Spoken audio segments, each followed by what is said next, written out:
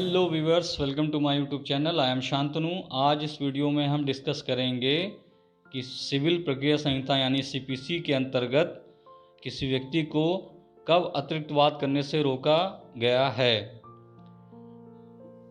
और वो कौन कौन से सेक्शन हैं और ऑर्डर्स हैं उनको भी जानेंगे, जिसमें वादी को फर्दर सूट करने से रोका गया है सेम कॉज ऑफ एक्शन पर।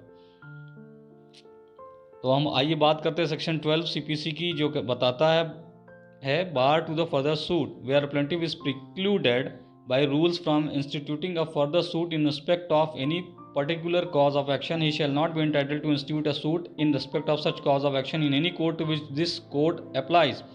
जहाँ वादी किसी विशिष्ट वाद हेतु के संबंध में अतिरिक्त वाद संस्थित करने से नियमों द्वारा प्रवारित है, वहाँ वह किसी ऐसे न्यायालय में जिससे यह संहिता लागू है कोई वाद ऐसे वाद हेतु के संबंध में संस्थित करने का हकदार नहीं होगा। The main object of this section is to prevent endless litigation and to prevent abuse of legal procedure।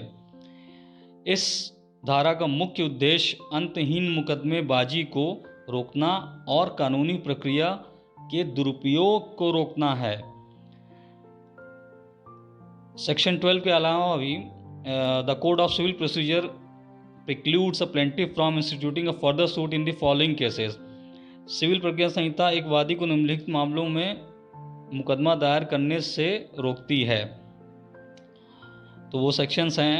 First, section 11 where a suit barred by res judicata, धारा 11 जहां वाद पूर्व न्याय द्वारा वर्जित है। अब यहाँ रेस का मतलब है सब्जेक्ट मैटर या डिस्प्यूट, विवाद, और जुडिकाटा का मतलब है डिसाइडेड, निर्णित, यानी जहां वाद पहले से ही पक्षों के मध्य निर्णित किया जा चुका हो।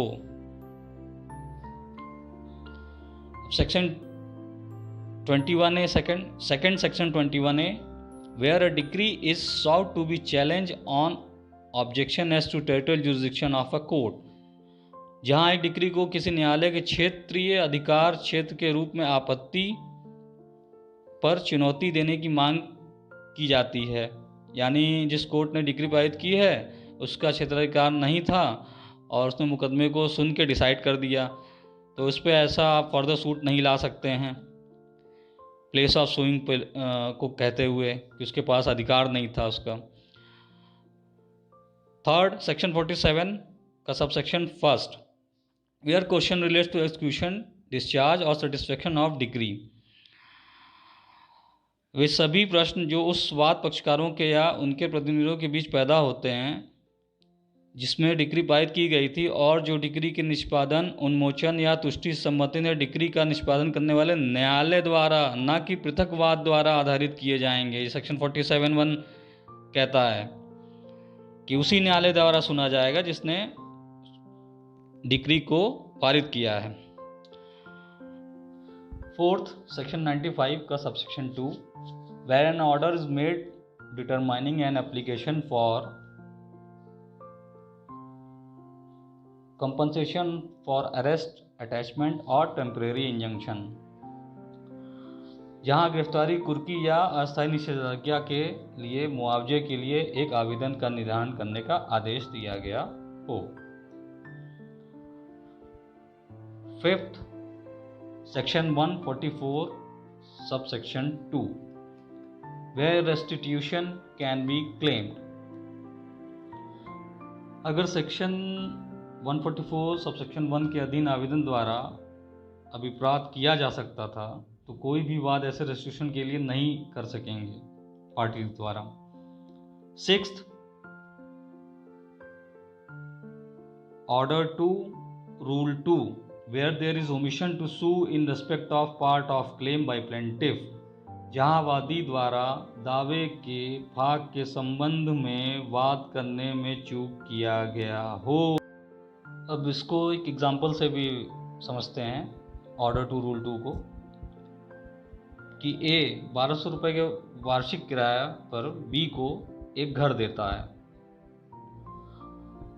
और सन 1905, 1906 और 1907 का किराया बकाया हो जाता है। तो ए क्या करता है 1908 में, यानी इन द ईयर 1908, वर्ष 1908 में केवल सन 1906 के किराए के हेतु मुकदमा करता है। तो अब यहाँ ए बाद में अगर 1905 1907 के किराए के लिए बी पर मुकदमा करना चाहेगा तो वो नहीं कर पाएगा। 7th, Order 9, Rule 9, where a decree is passed against a plaintiff by default. 8th,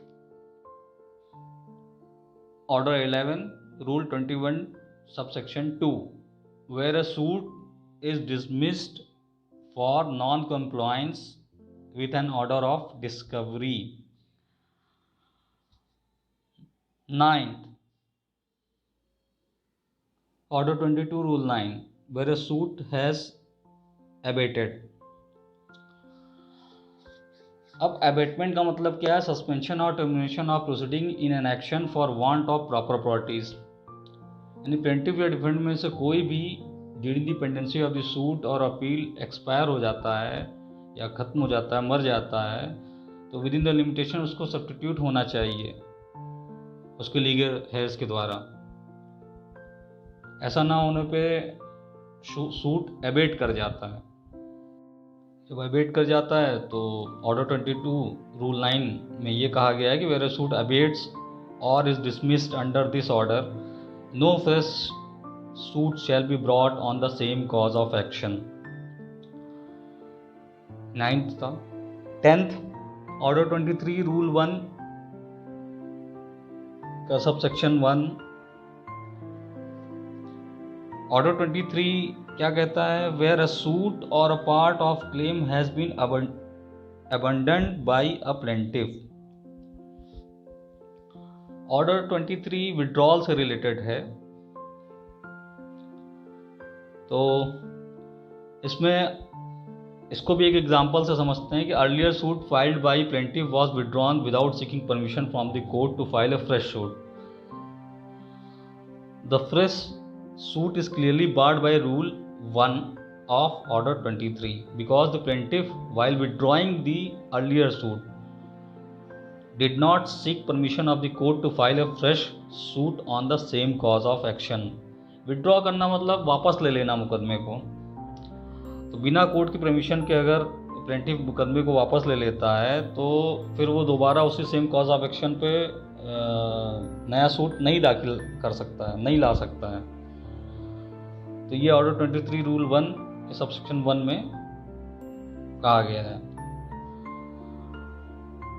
उसके बाद 11th है ऑर्डर 23 रूल 1 का subsection 3, where suit a part of claim has been withdrawn by a plaintiff. यहाँ पे या तो पूरा सूट या तो कोई पार्ट ऑफ क्लेम विड्रॉ कर लिया जाता है प्लेंटिफ के द्वारा बिना कोर्ट की परमिशन के। 12th, order 23 Rule 3A, where a compromise decree is sought to be challenged on the ground that the compromise was not lawful. अब compromise डिग्री क्या होती है?